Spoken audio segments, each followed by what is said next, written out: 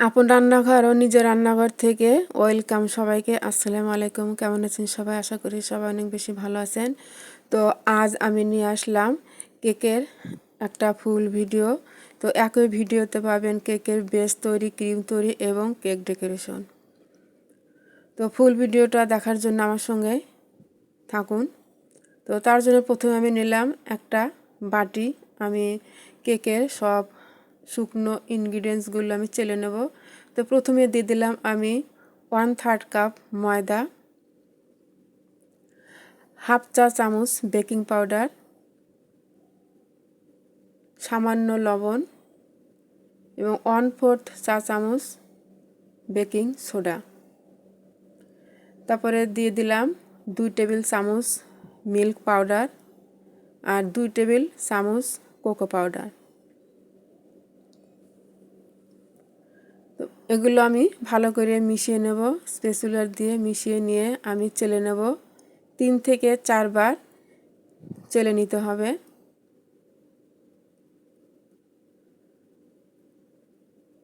তো আমি 3 থেকে 4 বার আমি চেলে নিলাম, 3 বার চেলে নিয়েছি। যেহেতু এখানে চকলেট কেক, এখানে কোকো পাউডার ইউজ করতে হয়, একটা ভারী একটা জিনিস, ভালোভাবে চেলে নিলে ভালো হবে, ডিমের ফোমটা ভালো হবে, বসে যাবে না।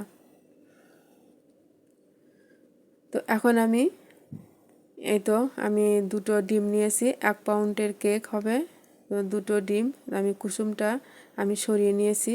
এখন 15-20 সেকেন্ড একটু বিট করার পর যখন এরকম ফোম ফোমি হয়ে আসবে তখন আমি আস্তে আস্তে করে চিনি দিতে থাকবো। 1/3 কাপ চিনি, 2 থেকে 3 বার চিনি দিয়ে দেবো আমি। একবারে যদি সব চিনি দিয়ে দেয় তাহলে বিট করতে সময় লাগবে, আর বেশি সময় বিট করতে গেলে ফোমটা লিকুইড হয়ে যাওয়ার সম্ভাবনা থাকবে। তাই অল্প অল্প করে দিতে হবে এবং বিট করতে হবে। তো এখন আমি কুসুম 2টো দিয়ে দিলাম। কুসুম 2টো দিয়ে 15 সেকেন্ডের মতন বিট করে নেব। কুসুম দেওয়ার পরও বেশি বিট করা যাবে না। তো তারপরে দিয়ে দেবো আমি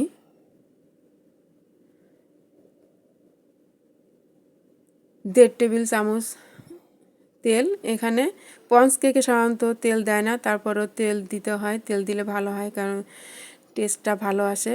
তো এখানে আমি 2 টেবিল চামচ না দিয়ে 1.5 টেবিল চামচ দিলাম।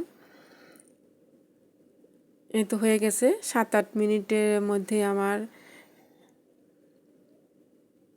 এই ডিমের ফোমটা রেডি হয়ে যাবে। তো এখন আমি যে ময়দাগুলো আমি ছড়িয়ে দেব। তো দিয়ে দিলাম আমি হাফ চা চামচ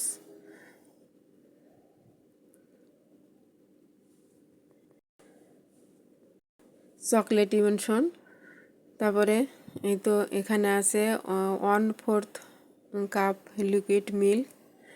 তো সেই মিল্ক অল্প অল্প করে দেব, আর আলতোভাবে এক পাশ ঘুরিয়ে ঘুরিয়ে আমি মিক্সড করে নেব। কোনো তাড়াহুড়া করা যাবে না।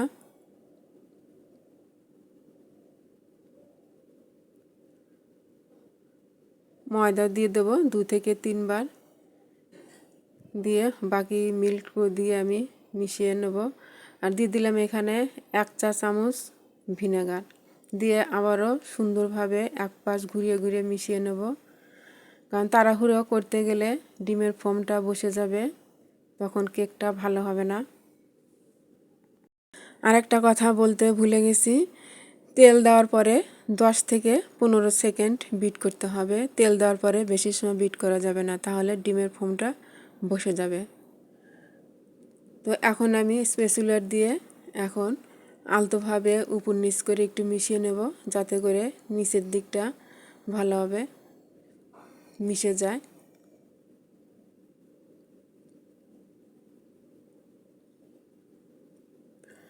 এই কেকের কাজ খুবই ধৈর্য সহকারে করতে হয়, তাড়াহুড়া করে কখনো করা যায় না এই কেকের কাজ। তো এখানে আমি 6 ইঞ্চি মোল্ডে লেখালেখির একটা কাগজ দিয়ে আমি ঢেলে নিলাম, একটু ঝাঁকে নিলাম, ভিতরে ফাঁকা থাকলে ঠিক হয়ে যাবে, হাওয়া থাকলে বের হয়ে যাবে। কাঠি দিয়ে একটু ঘুরিয়ে নিলাম। আমি আগে থেকেই একটা পাত্র আমি 10 মিনিটের জন্য প্রিহিট করে রেখেছিলাম। তো এই তো কেকের উপরে পারফেক্ট কুক হওয়ার জন্য কেকের উপরে একটা তোয়ালে বা গামছা দিলে পারফেক্ট কুক হয়, সুন্দর হয়, উপরে থেকে হিটটা ভালো পায়। এই তো 30-35 মিনিটের মধ্যে আমার কেকটা হয়ে গেছে।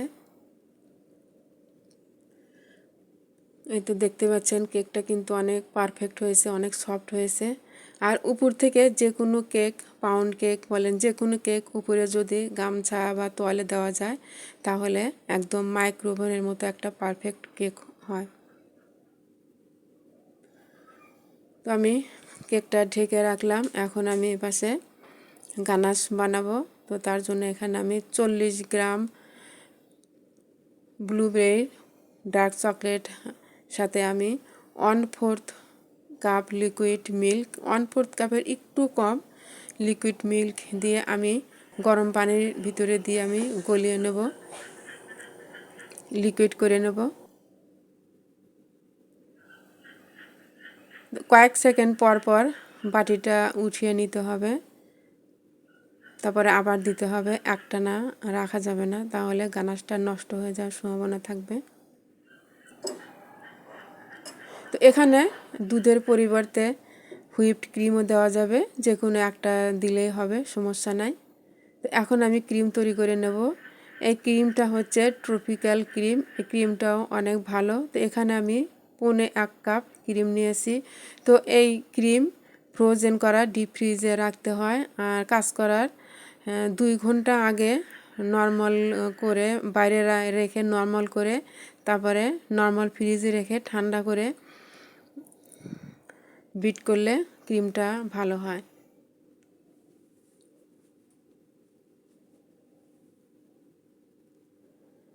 তো ক্রিম তৈরি করতে 7-8 মিনিট সময় লাগবে আমার।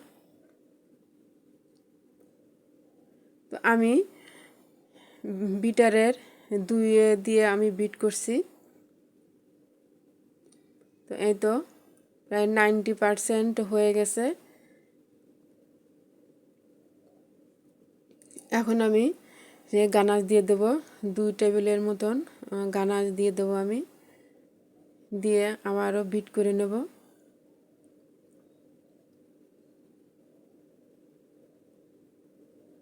তো বিট করতে করতে এক সময় দেখা যাবে যে বিট ভার হয়ে যাচ্ছে, হাতের ভিতরে ভারী লাগছে আর অনেকগুলো ভাঁজ পড়ে যাবে। তখন বুঝতে হবে যে ক্রিম বিট করা হয়ে গেছে, পারফেক্ট হয়ে গেছে। বেশি বিট করলে কিন্তু আবার ক্রিমটা নষ্ট হয়ে যাবে। আর আমি এই বাটিতে বরাবরই আমি ক্রিম বিট করি, কারণ বাটিতে ক্রিম 1 কাপ ক্রিম এই বাটিতে বিট করলে খুবই ভালো হয়। বিট করার পরে ক্রিমটা ঢাকনাতে ঢেকে রাখা যায়, আবার বেঁচে গেলেও দেখা যায় যে বক্সে ঢাকনাতে ঢেকে রেখে দেওয়া যায়। তো আমি এখন কেকটা ডিমোল্ড করে নেব।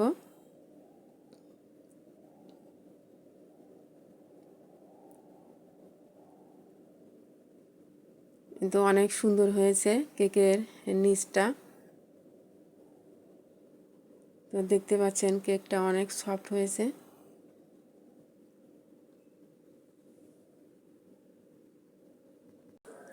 আলহামদুলিল্লাহ, কেকটা অনেক সফট হয়েছে এবং কেকের কালার ফ্লেভার দুটি অনেক ভালো আসছে।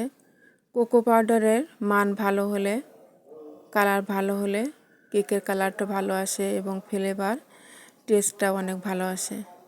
তো আমি উপরের দিকটা আমি কেটে নিলাম, আমি উপরের দিকটা দেব না। তো দেখতে পাচ্ছেন কতটা সফট হয়েছে। এখন আমি 2 পিস করে কেটে নেব, 2টো পিস আমি করে নেব এই কেকে। তো ভিডিওটি ভালো লাগলে লাইক, কমেন্ট, শেয়ার দিয়ে পাশেই থাকবেন।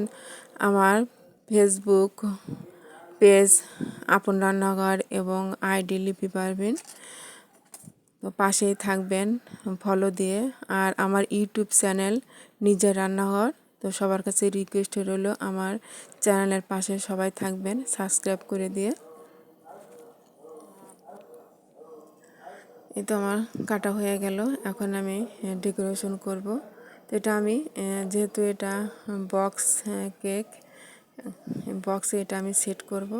তো আমি নিচে যে লেয়ারটা দিলাম সেই লেয়ারটা বক্সের যে নিচের দিকটার যে মাপ সেই মাপেই কেকটা কেটে নিতে হবে। তো আমি চার সাইড থেকে একটু কেটে নিয়েছি, না হলে কেকটা বড় হয়ে যায়। তো আমি লিকুইড মিল্কের সাথে আমি গানাশ দিয়েছি, আর লিকুইড মিল্কের সাথে আমি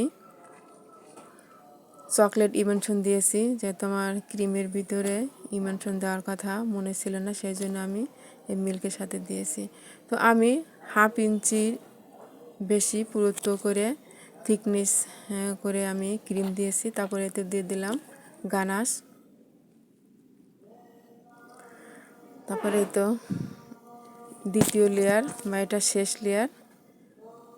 তো এই কেকটা দেওয়ার পরে একদম বক্সটা ভরে গেছিলো, কারণ কেক দিয়ে যদি বক্সটা ভরে যায় তাহলে তো আমি ক্রিম দিতে পারবো না। সেজন্য আমি উপর থেকে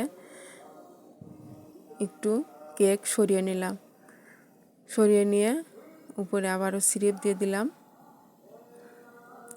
এখানে আমি 1/4 কাপ লিকুইড মিল্কের সাথে 1 টেবিল চামচ চিনি দিয়েছি, আর গানাশ আর কেক চকলেট ইমনশন দিয়ে আমি মিশিয়ে নিয়েছি। তো এই তো উপরেরটা সেট করার পরে আমি নর্মাল ফ্রিজে কিছু সময়ের জন্য রেখে দিয়েছিলাম। তারপরে ওখান থেকে বের করে নিয়ে এসে এই তো গানাশটা সেট করছি। তো গানাশ দেওয়ার পরেও আমি নর্মাল ফ্রিজে কিছু সময়ের জন্য রেখে দিয়েছিলাম। এখন আমি হালকা একটা ডিজাইন করব। একটা চেরি দিয়ে দিলাম, চেরির মাছ অর্ধেকটা কেটে কেকের মিডলে দিয়ে দিলাম, আর 4 সাইড দিয়ে আমি দেব কিছু চকলেট টপার দিয়ে দেব। সিম্পলের মধ্যে কেকটা ডেকোরেশন অনেক সুন্দর হয়েছিল। ভিডিওর চেয়ে বাস্তবে কেকটা অনেক সুন্দর দেখাচ্ছিল। তো ভালো থাকবেন, সবার জন্য অনেক অনেক দোয়া রইল। ভিডিওটা দেখার জন্য সবাইকে অনেক ধন্যবাদ।